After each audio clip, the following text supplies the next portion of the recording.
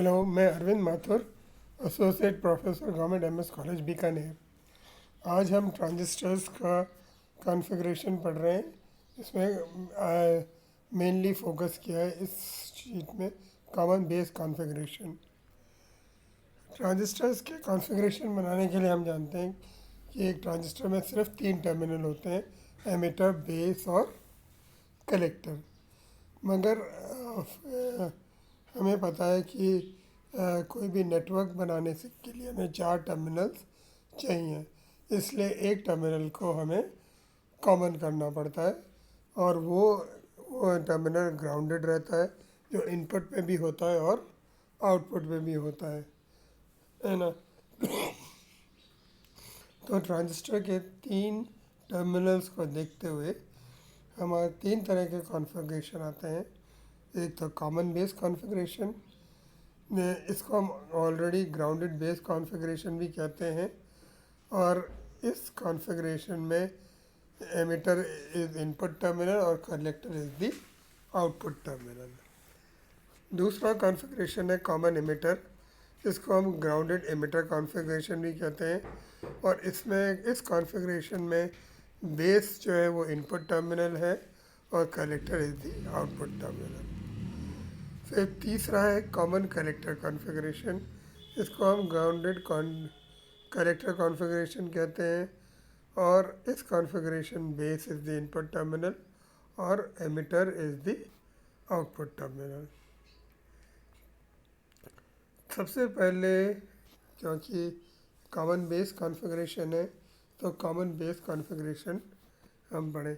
Common base configuration के जो simple circuits है फॉर एन ट्रांजिस्टर और पी ट्रांजिस्टर, मैंने इसमें इस कॉन्फ़िगरेशन में ध्यान रखिएगा कि एक एफ ई बी फॉलो करिए, फेब्ररी, यानी emitter to base junction is always forward biased in both the cases, and R C B वो आर बी सी जो है कि reverse base to collector. Base to collector junction हमेशा reverse biased होगा, है ना। तो इसमें input terminal is connected between, जो इनपुट का जो टर्मिनल है उसको हम एमिटर और बेस के बीच में कनेक्ट करते हैं, और आउटपुट टर्मिनल को कलेक्टर और बेस के रूप में। ये तो मैंने आपको बता दिया कि base junction reverse biased. The emitter current हम कहते हैं कि flows in input circuit, and output collector current flows in the output circuit.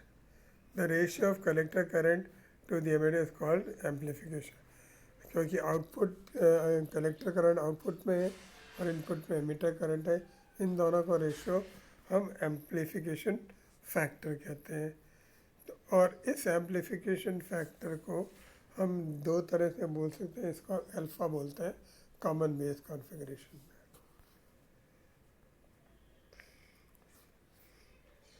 अब इसके बाद हम जब ये बना लेते हैं तो कुछ इनपुट कैरेक्टरिस्टिक और आउटपुट कैरेक्टरिस्टिक, 2 कैरेक्टरिस्टिक्स निकालते हैं। इनपुट कैरेक्टरिस्टिक्स में हम क्या करते हैं कि एक कर्व हम बनाते हैं नेचुरली आई ई और वी ई बी में, कीपिंग द आउटपुट वोल्टेज यानी कलेक्टर वोल्टेज को कांस्टेंट रखते हुए।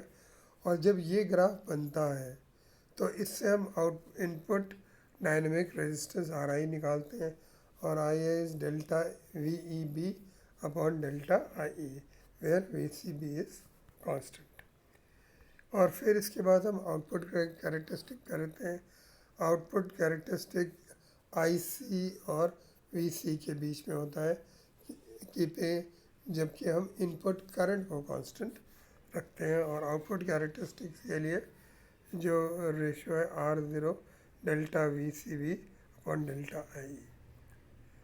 और इसके बाद एक कैरेक्टरिस्टिक और होता है जिसको हम ट्रांसफ़र कैरेक्टरिस्टिक्स बोलते हैं, और ये हम output input and output currents के बीच में बनाते हैं, आई ई वर्सेस आई सी।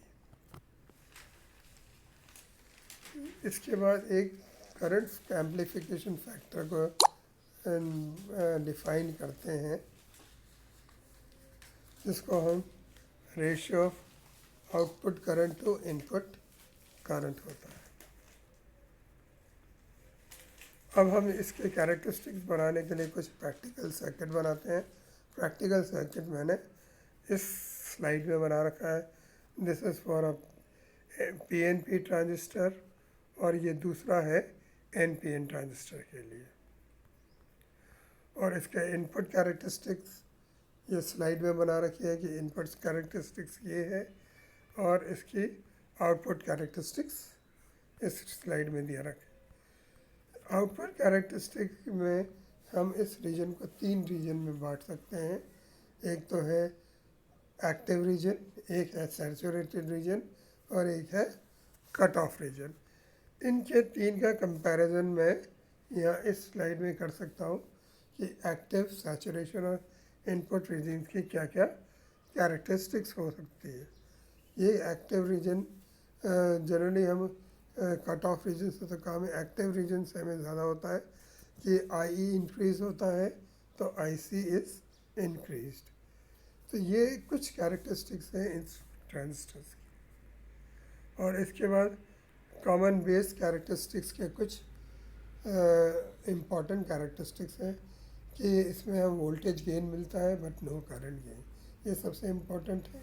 बाकी आप इस स्लाइड में कुछ कैरेक्टरिस्टिक्स मैंने डिफ़ाइन कर रखी हैं, इसको आप पढ़ लीजिएगा। Thank you.